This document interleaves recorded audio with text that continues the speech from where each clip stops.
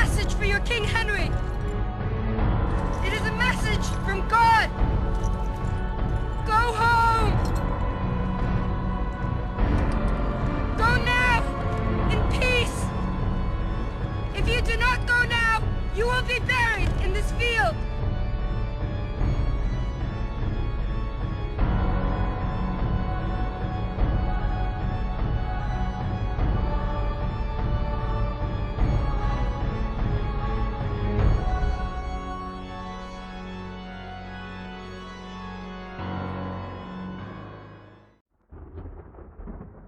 Hello again and welcome to yet another in my continuing series of all things Warhammer videos. This edition also dedicated to the City Siege adventure. Now, Volume 1 of the City Siege trilogy was published only a few days ago, and in practical sense, I had not considered this sequel would be ready to craft so soon. However, last night as I write this, I found myself in another city defense and was quite pleased with the manner in which it progressed. A number of the issues discussed and points made in Volume 1 actually took physical form, thus rendering this video both timely and appropriate. Volume 2 is therefore designed to address, reinforce, and illustrate a number of the points I made prior, including one particular tactic I was really happy to see another player desire and implement. This video is sponsored by Panasonic, the guys who really know how to advertise a product, and also by Space Pants. Boys and girls, I think you'll find that my pen will blow your mind. Oh, and if you choose to leave a comment or two concerning this video, please remember to always follow the rules for posting on the forums. All primary video used was captured on the night of the 10th of February 2020 and features a number of players from the Salt Factory Alliance, and for the visiting team, a lot of guys from Learn to Play. Standard format will apply with both running commentary and verbiage insult, yeah. Well, maybe there'll be some insults too. Verbiage inserts is what I meant to say, as required. As always, thanks for watching, and I hope you enjoy.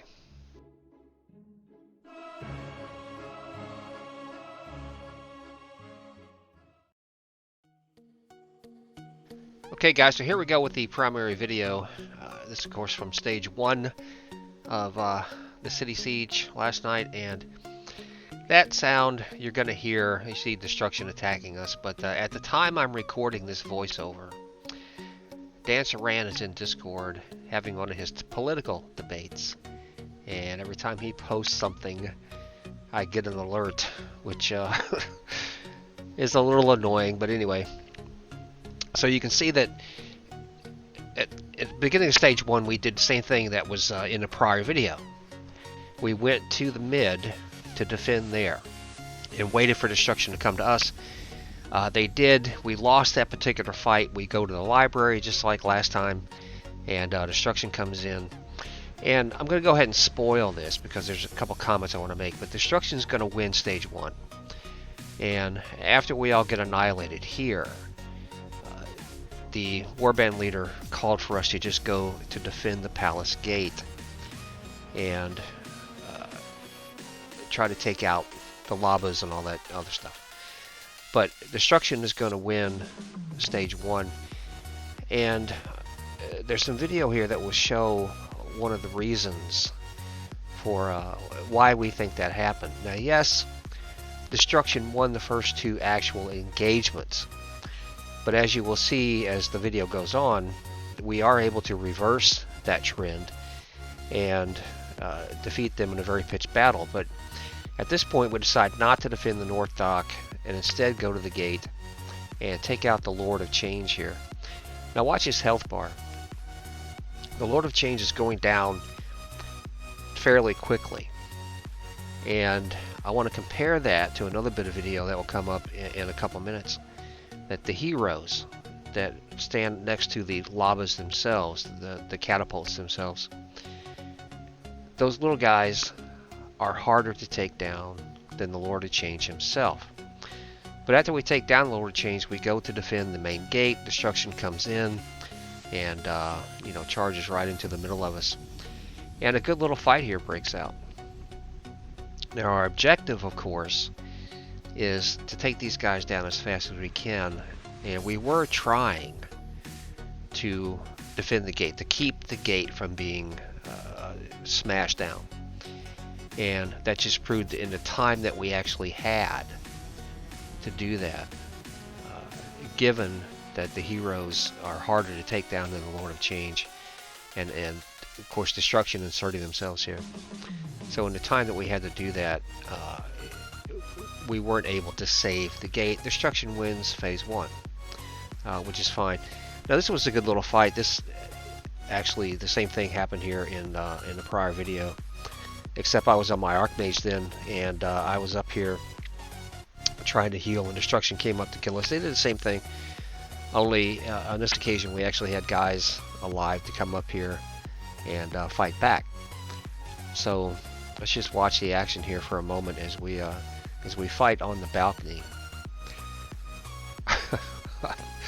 Well, a good joke just entered my head, but Romeo, wherefore art thou? Well, I got punted off, and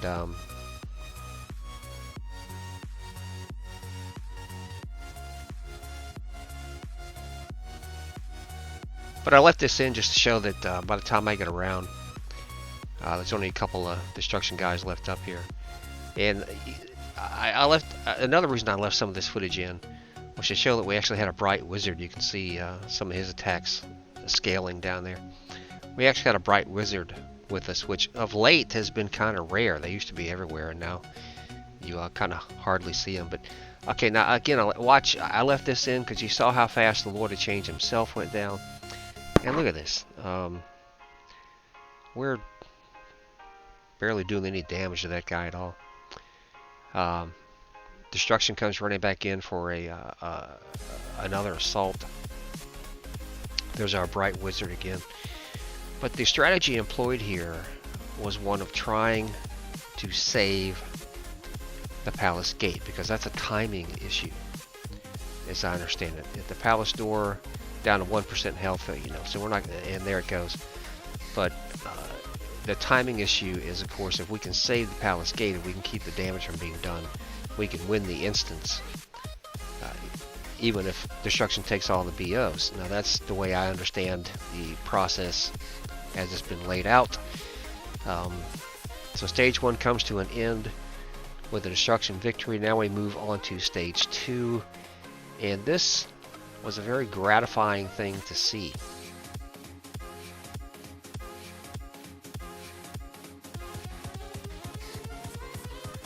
Stage 2 begins, and just like I talked about in volume 1 in the previous video, that in this stage my preference would be to just forget the Lord guys walking around, forget escorting them, and immediately move off and go hunt the enemy.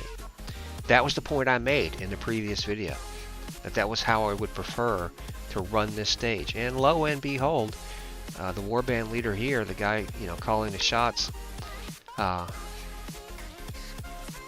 did exactly that. He had us go off, and instead of, you know, escorting Patriarch Thyroid, whatever his name is, we go out and hunt the enemy, and I lock on Belladonna here, which, you know, he's always a guy that you want to try to take out, you know, early in a fight. But my guard, I was trying to guard the Slayer here, and so the object of my guard had moved away. So I move up to get next to him. This Slayer here, Slaylock, who he did pretty well, actually. And I don't know if that was me or not that did that knockback. I don't think that was me, because there are 2 other Swordmasters here, and yeah, there's one right next to me, an S&B guy. But we're starting to wrap these guys up, and what is going to see now? There's one of the destruction lords comes walking right into the middle of the fight. You know, haired in the lecherous seer, whatever it is. That's probably a better name than the one he has, the lecherous seer. But anyway, he comes walking right into the middle of the fight, and following, of course, the pre-programmed, pattern that these guys walk. So defeating destruction here, running out to find them at the beginning of stage 2, and being able to defeat them at the Emperor's Circle allows us then time while they're all respawning and getting back together and all that other stuff. It allows us time to take this guy down, which is what we do. Now, I'm not, of course, this is going to fade out here in a second, and because we do take this guy down, and as soon as we, kill him, I call him a champion here, but whatever. As soon as we kill him, we ride off to find destruction again. Now, this is perfect. This is perfect illustration of some of the points I was making in the previous City Siege video. That this stage, stage 2, is best played in this manner. Now, if you do this, if you do not escort, Patriarch Thyroid here, and if you run off and immediately go looking for the enemy, are you going to win every time? No, I'm not saying that. I'm just saying that this is the best way to play this particular stage of the City Siege instance. Lecherous the Hadron Seer. Something happened to him, but anyway, I'm just going to let this fight run until it's over, because this was a good fight, and I want to use it to go back to another point I made in the previous video. First, let me say, though, that there were a couple of times during this fight where I thought I was toast, but our healers did an excellent job. The healers that we had with us really did an excellent job in keeping enough of us up that we were able to turn the tide here. Now, I seem to have forgotten the other point I was going to make. Oh, yeah, right. I made the point in a previous video that my main concern when it came to City Sieges was that the fight be as even as possible. Now, in the first video, Order lost the City Siege, and we kind of lost horribly. In this one, we lose stage 1, but then we come back to win stage 2 and 3. So, does that automatically render this an even fight because we were able to overcome our destruction opponents and sort of turn the tide? No, not necessarily. But what it does, of course, is render this by default a more even fight. Because I looked at the scenario chart again, and the numbers on this one, the numbers on this one were even. If you recall, in the first video, I talked about the fact that Destruction had 28 players to R24. This one, the numbers were even, and they stayed that way. And Dan Saran is still arguing with somebody about politics, but anyway.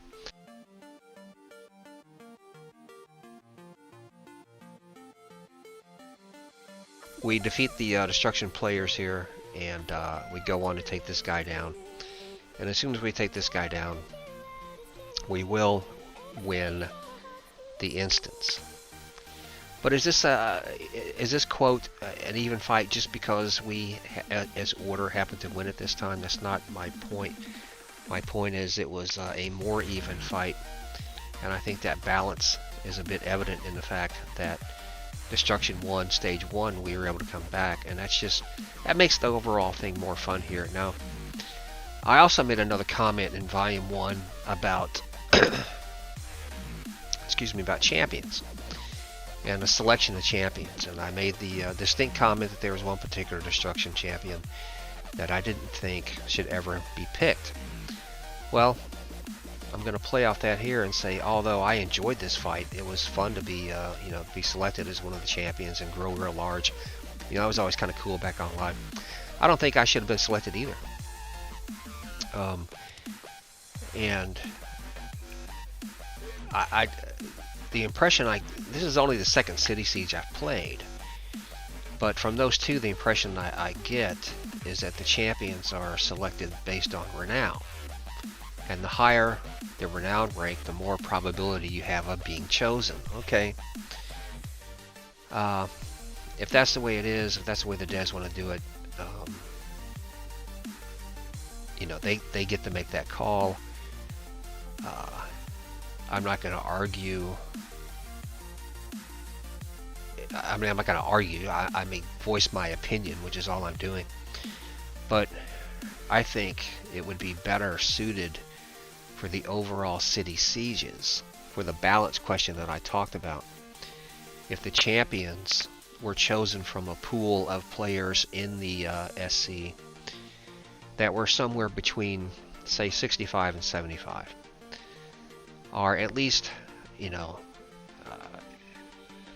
well, that's probably good, between 65 and 75. If at all possible, the champions could be chosen from that range of players. And the renown rank 80 guys who come in here, who certainly don't need the renown. You know, if you're coming to a city instance and you're renown rank 80, then you shouldn't be chosen as a champion. And that's just, again, that's just my opinion. I'm not demanding anything. That's just my opinion. But so again, we are able to make kind of short work.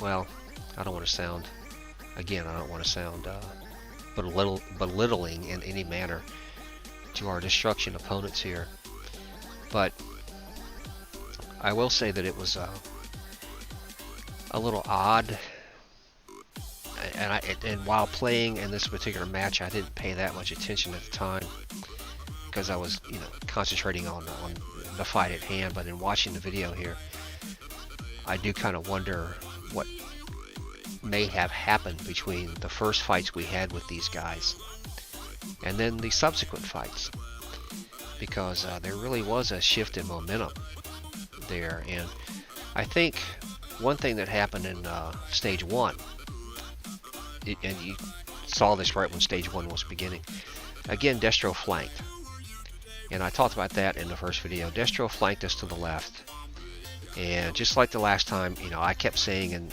I wasn't in the right Discord with the Warband, because they gave the Discord channel out once, and then the guy would never post it again. So, but in the Warband chat, I kept typing, you know, watch the flanks, watch the flanks. And sure enough, Destro came up from the left, and I think that sort of turned that fight for him right there. Is that they were able to successfully flank and catch some of our guys off guard. But that is a good maneuver to make when you're attacking someone at the, you know, at the circle. Okay, so we have now taken out their 4 champs, and we're gonna go over and beat on whatever this guy's name is here. You know, Forrest Gump, whatever, I don't know. But I left this in just to illustrate the mechanic. And there's our Bright Wizard going to work again. Now, Destruction's gonna, very shortly, they push out. And as soon as Destruction pushes out, you know, that's my cue to go beat on some of those guys, which I find to just be more fun. Alright, so while this plays out, I'll go ahead and make a few points so that I won't have to do like a, you know, a whole review when the video stops. There's just some good fighting here. Destruction, to their credit, you know, as you can see, they pushed out in mass again for the most part, and are trying to pick off, you know, get some kills in that. And so I just want to use the status that I have to try to kill this witch elf. I mean, why not? You know, she's there. So, but no, I use the fact that I am in champion status to beat on the little guys, because, you know, that's what champions do, right? I think I saw that in the Captain America movie. But anyway, again, as I said in Volume 1, this version of the City Siege is effective. And another reason that I was appreciative of the fact that Order was able to make a good showing in this particular city defense was just to show that it can happen, because there's been a lot of talk on the forums, you know, about, again, the woe is me stuff, and there's been a lot of talk, you know, in the Discord channels that, you know, destruction is zerging and nobody can stop them, and you know, you can't win anything. Okay, you know, some of that, again, I talked about a little bit of that in volume 1, and I don't want to belabor that point again, but you know, some of that is just the nature of the game, and there's really, to a degree, there's not much you can do about it. You're going to have your days, and then you're not. But what this particular fight illustrates does show that once you get to the city stage, the city defense part of the fight, you can get in a more balanced instance, a more balanced nature, and you can have some fun.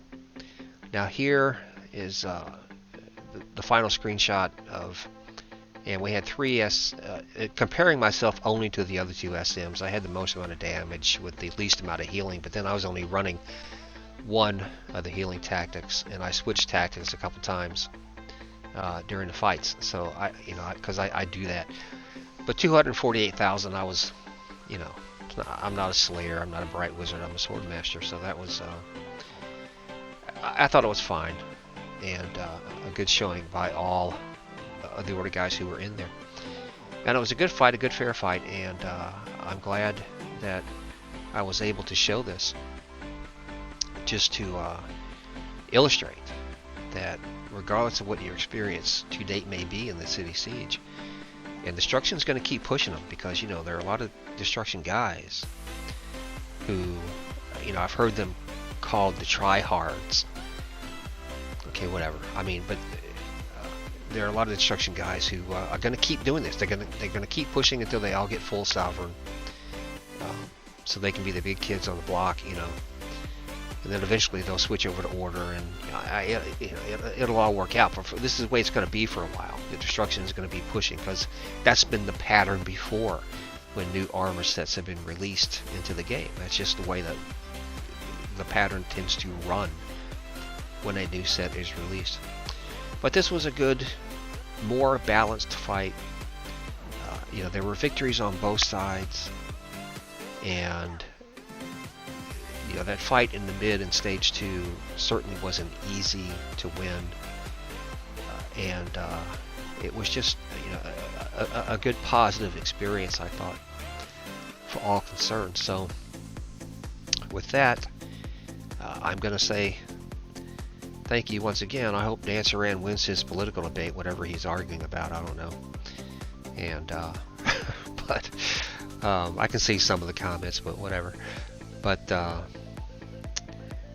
I appreciate you watching. I hope this video is useful, and we'll do another one, you know, as soon as a reason comes up to do another video. So until then, take care, guys, and as always, I appreciate your time.